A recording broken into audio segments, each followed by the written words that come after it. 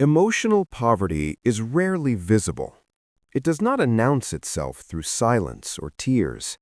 It often hides behind confidence, productivity, humor, and social activity.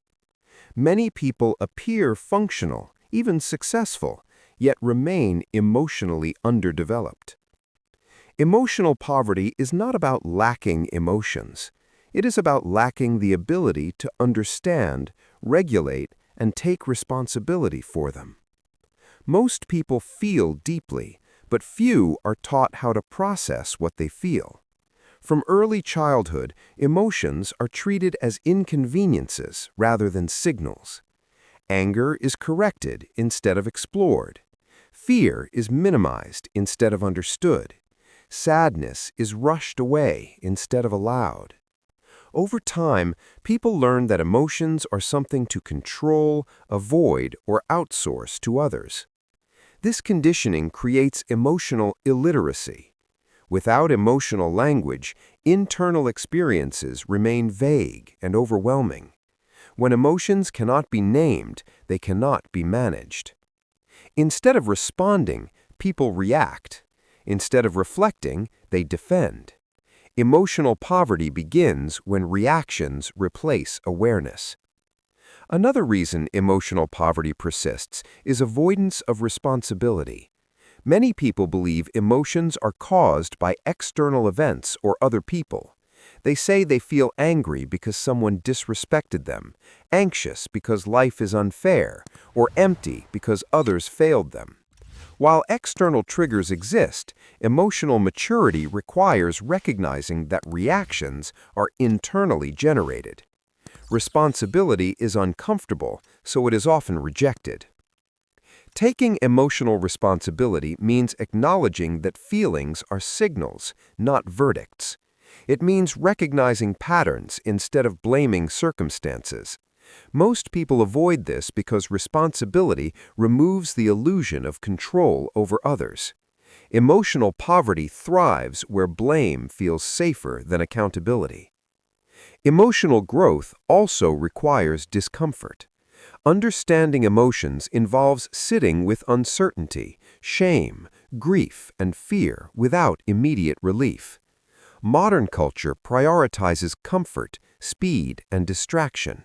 Emotional pain is numbed through entertainment, validation, substances, or constant stimulation. Relief replaces resolution.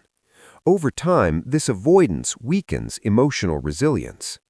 Many people confuse emotional intensity with emotional depth. Loud reactions, dramatic expression, and constant emotional stimulation are mistaken for authenticity. In reality, emotional depth is quiet. It involves clarity, containment, and reflection. Intensity without regulation leads to chaos, not connection. Emotional poverty persists when expression replaces understanding. Validation addiction is another barrier. Social environments reward emotional displays that attract sympathy or approval. This creates dependence on external reassurance rather than internal regulation. When emotions are expressed primarily to be validated, growth stalls. Validation soothes temporarily, but does not build emotional skill.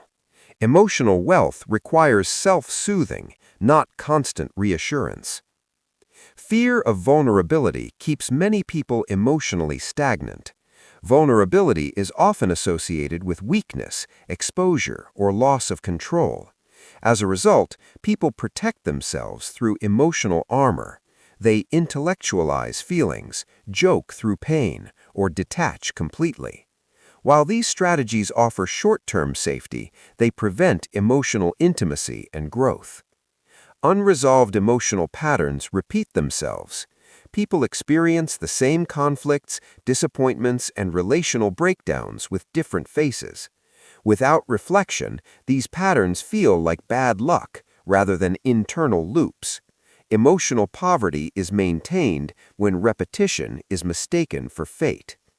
Emotionally wealthy individuals do not avoid emotions, they engage with them deliberately. They understand that emotions provide information about boundaries, needs, and values. Rather than suppressing discomfort, they investigate it. This curiosity transforms emotional pain into insight. Another reason emotional poverty persists is lack of modeling. Many people were never shown emotional regulation in action.